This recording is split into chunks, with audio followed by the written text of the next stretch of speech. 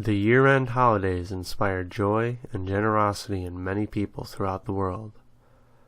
But unlike the image they portray, they are not immune to the crime and horrible acts committed by the disturbed, sick, and evil people that walk among us every day, often leaving innocent people angry, traumatized, or even scared for their own safety. This is Stranger Learning, and here are 3 true stories that unfortunately took place around the holidays.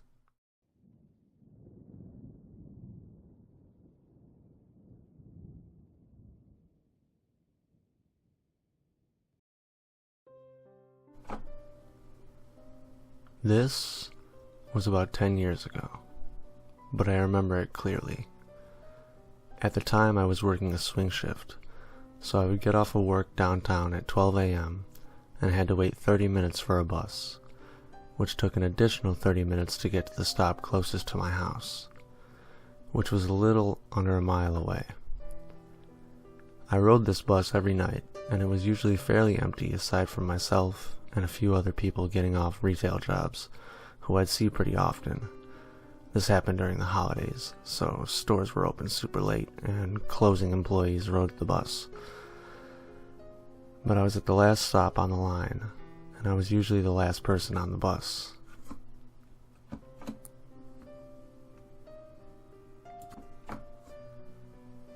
This night, the same people as always got on the bus and got off at their regular stops.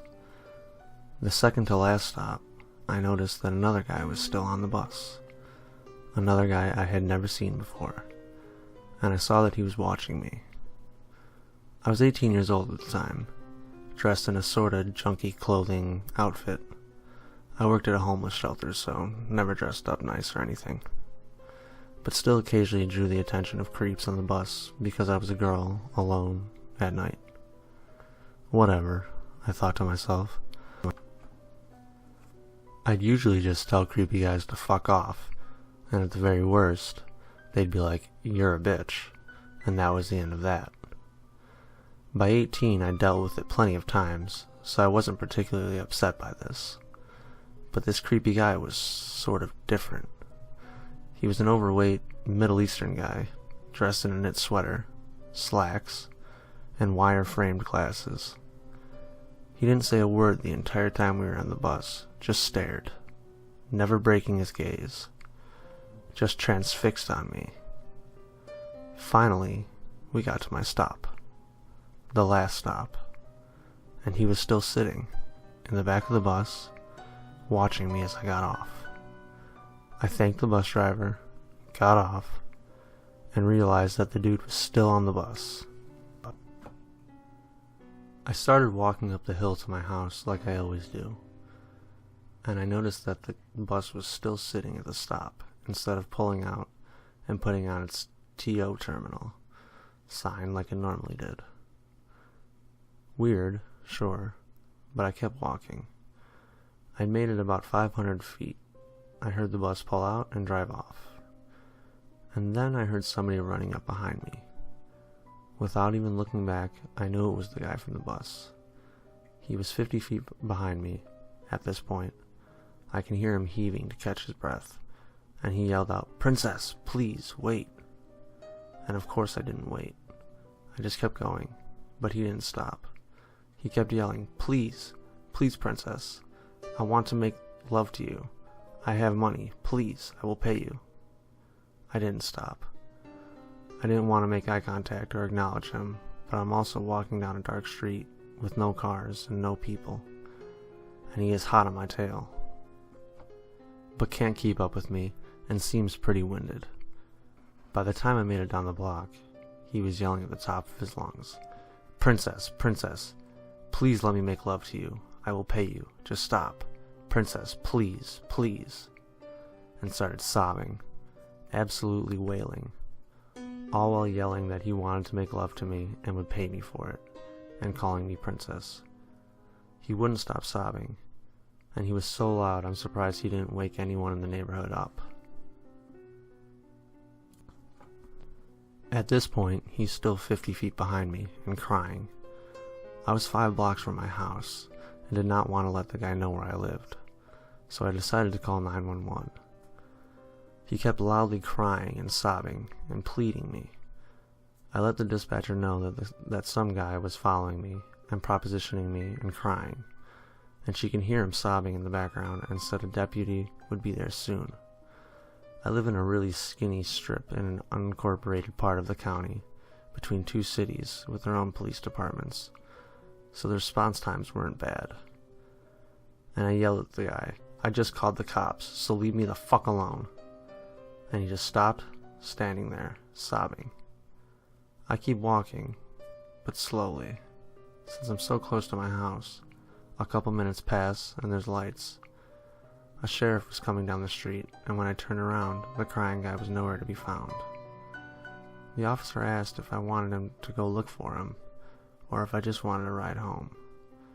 I didn't ever want to deal with that guy again, so I accepted the ride and asked him to just check out the area around my house after he dropped me off, since it's pretty unusual to see an overweight Middle Eastern guy in a sweater and slacks wandering around crying at 1:30 a.m.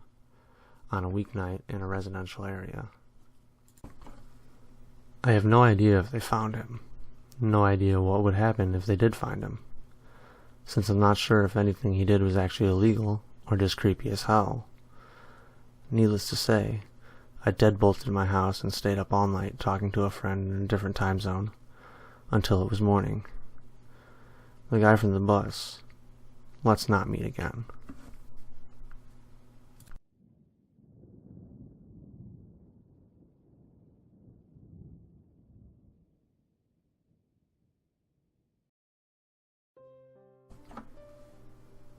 This happened almost 4 years ago, in the early hours of New Year's Day. For reference, I was 17 at the time, and in my senior year of high school.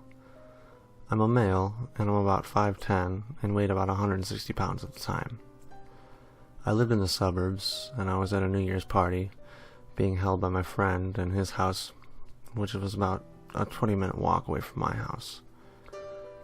It was about 1 in the morning, and I was about to leave with another friend of mine who lived on the same block as me.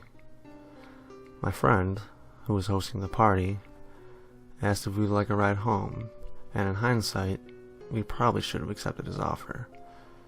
But our neighborhood was pretty safe, and we figured that with the two of us walking together, no one would bother us, plus there were probably other people at the party who needed a ride home more than we did. We said our goodbyes to everybody and began our walk home. The road was predictably empty, with no one but us walking along the sidewalk and maybe the occasional car passing by. It was pretty well lit though, so we weren't walking in complete darkness.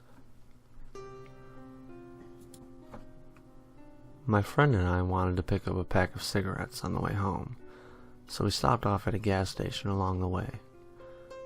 When we got to the gas station, it was nearly empty, with only a woman at the pump filling up her car with gas, and a guy posted up in front of the store on his phone. We went inside, and my friend picked up a pack of cigarettes. We walked out of the store, and my friend immediately lights a cigarette. We reach the sidewalk, and we hear someone behind us yell, "Hey, wait!" We looked behind us to see the guy who was in front of the store, quickly walking towards us. He looked to be in his early to mid-20s. He was probably about 5'8", and maybe 140 pounds from the looks of him. He approached us, and asked if he could get a light. My friend and I didn't think much of it, and he lit the guy's cigarette. The guy thanked him, and my friend said, "You're welcome." We began walking away, when the guy continued to follow us, asking where we were going. We told him we were heading home, and asked him where he was going. He said his friends were at a party, and he was heading back over there, as he left to get some fresh air for a bit. He asked us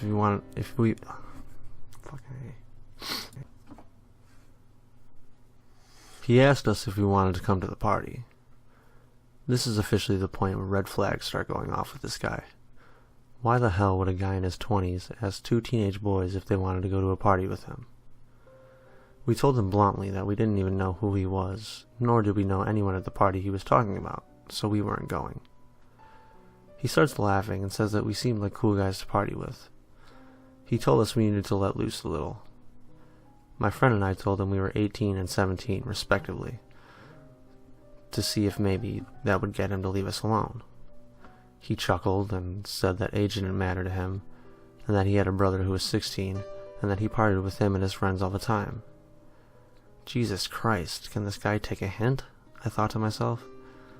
We were a little less than 10 minutes away from our houses, and we didn't want this creep following us all the way there. I told him firmly, "Dude, we're not going anywhere with you. Now quit following us and fuck off." He gets livid and starts screaming at us for being unfriendly, inconsiderate assholes, and that he was just trying to be nice. He then starts throwing racial slurs at my friend. It's probably worth mentioning by now that I'm white and my friend is black. My friend yells at him to get away from us before he cracks him in the face, and the guy proceeded to run away from us. My friend and I looked at each other in complete disgust over what happened and spent the next 5 minutes walking and talking about the creepy guy. We both agreed that he was probably drunk or high from a New Year's party. Next thing we know, we hear a car behind us and proceed to slow down to match our pace. We see the windows roll down, which revealed the guy we had just seen a few minutes earlier, with who we presumed to be two of his friends. One of which was a man who was probably the same age as the guy, and a woman in the back seat who had to have been in her late 30s. The guy tells us that we got off on the wrong foot and asked us once again to join them at the party. My friend and I looked at each other, and I whispered to him that we needed to get away from them. My friend tells them that we're not going with them and to leave us alone already. The guy was silent for a few seconds and said, "You're coming with us, one way or another." They pull over and quickly get out of the car, which caused my friend and I to immediately go into flight mode. We turned right onto a side block, and my friend yelled, "Run to the park. We'll lose them in there." We looked behind us, and to our horror, the three people were running right for us. We ran into the park, and we once again look behind us, and they're getting closer. We run into the dark, thick patch of trees that covered a good portion of the west side of the park, hoping to evade them. I was panicking at this point because I couldn't see a damn thing, and I was worried that my friend and I would trip over something and get captured by one of those sick freaks who wanted to do who knows what with us. We hear one of them trip and fall behind us yelling, "Fuck!" And luckily, we see a light again, and we made it to another path in the park, and we made a left onto the path. We heard yelling behind us, and one of the guys said that they lost us. The woman yells to split up and search around the park for us. We bolt towards the bathrooms, which thankfully were open, and we hid inside. We took a minute to catch our breath, as our lungs were practically burning at this point. We should have called the cops and just hid until they got there, but at the time we were so focused on getting the hell away from those crazy people that we decided to try and make our way to the nearest exit out of the park and run to my house. We waited for about 2 minutes. We bolted out of the bathroom and toward the park exit. Shortly before we exit the park, we heard one of the guys yell behind us that he found us and we were getting away. We looked behind us to see the guy in the distance starting to chase after us. We ran until we reached my house, and I quickly opened the door. We ran inside, and I quickly locked it. We went into my living room and collapsed on the couch.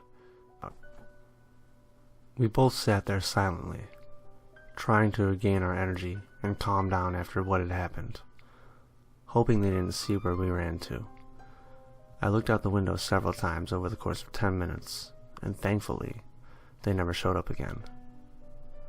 We talked about it, and we were glad that we were both okay, and that nothing bad happened to us. We were trying to figure out what they wanted with us. Did they want to kill us? Rob us? Have sex with us? God only knows. My friend hung around for another half hour before he insisted on heading home. He left, and then I went to bed. I kept thinking about what happened, and pondered on what would have happened if they caught me. Even as I'm typing this, I still have those thoughts. I eventually fell asleep, and I woke up and told my parents what had happened. They were thankful that my friend and I were okay, but were upset with us that we chose to walk home and should have accepted the lift from my other friend, or even called them and they would have picked us up. Regardless, we filed a police report and I gave them all the information I could.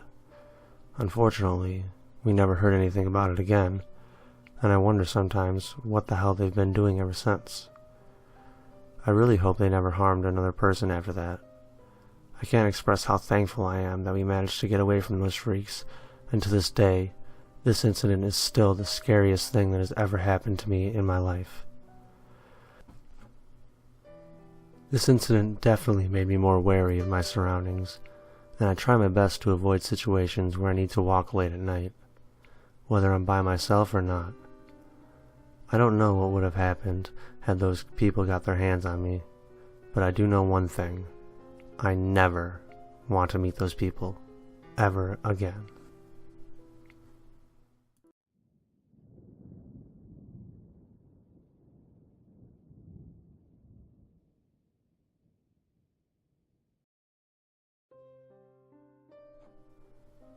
My close girlfriends and I went for a few days to my country home during the New Year's time. We were about 17 years old at the time, and 5 in total. The house is 125 years old, but it's located on the main road of a small town, so no creepy lost in the fields type of house. The backyard is huge. The ways to enter the lot is through 3 front doors, one hard-to-climb front gate, the gate of an old, not-in-use wine house that belongs to my grandfather and is connected by another gate to my backyard, and the neighbor's backyard that used to belong to cousins of the family and now belongs to a nice family I happen to know. I have to give this entrance details just to show how creepy it was. For someone who spent her weekends in that home, it isn't creepy at all. I'm kind of scared of the backyard, but mostly of the idea of seeing some animal, like a mouse or a cat or something. My friends felt the unease of being in an old, big country house new to them. So back to the story. My friends and I were in the kitchen, preparing dinner, or some drinks. I can't remember, so it was already dark. We had music on, we were dancing, and having fun. Typical horror movie serial killer target. Then suddenly we hear a loud banging on the kitchen's wooden window covers. We freaked the fuck out, turned down the music, and just froze looking at each other. The noise came back, followed by a deep, manly voice shouting, "Hey! Hey!" Not creepy, but threatening old man from the countryside scary. I didn't recognize the voice. They all looked at me in panic, trying to figure out if I knew what the hell was happening. The living room window covers were opened, but we were all too scared to look outside to the backyard. So we decided to close them for protection. Having the voice materialized into a visual threat felt way worse than just leaving it to hopefully fade. In my mind, in a few seconds, I was trying to think of every non-creepy scenario where what was happening was logical. Nothing came to me. My only thought was, how the fuck could anyone have opened a 4-meter metal gate of a wine house and get access to the backyard? And why shout, banging on the windows without saying anything else? That had never happened here. If someone thought my parents were also home and wanted to talk to them, there was the front of the house, and everyone in the town knows my family name, so they could just shout that out. I remember there were some drug addicts that broke into the wine house trying to find some stuff to sell when I was a baby, so maybe something like that was happening. We were all freaking out. They asked me if I knew what was going on, and I couldn't give them anything back. I was the host, so I had to do something. I ran to the cabinet where my father stores his hunting shotgun, which I've never used, and an air pressure gun that uses little lead ammo. I had pretty good training with this last one, so I chose to take it. Although it couldn't kill anyone, shooting the balls or penis should be enough to stop somebody, enabling us to overpower him. This is Portugal, so many people have guns and you need a license renovated frequently, so probably he wasn't armed. I was terrified, but adrenaline gave me a helping push. I started shouting, "Who's there?" But no one answered. I peeked through the living room windows, and I saw no one. Only the right side of the backyard was visible, not the back itself, that led to the wine house exit. I decided it was better not to go outside, and wait a bit to see if any creepy man had left. We waited, all scared the fuck out, trying to make sense of what happened. We didn't even think of calling the police. After a while, we were back to fun and music, even did a bonfire in the backyard, and didn't think about it anymore. And nothing creepy happened again. To this day, I haven't asked my parents who it could have been and why, and I still find no possible or reasonable explanation for that deep, hoarse, threatening voice that belonged to no man.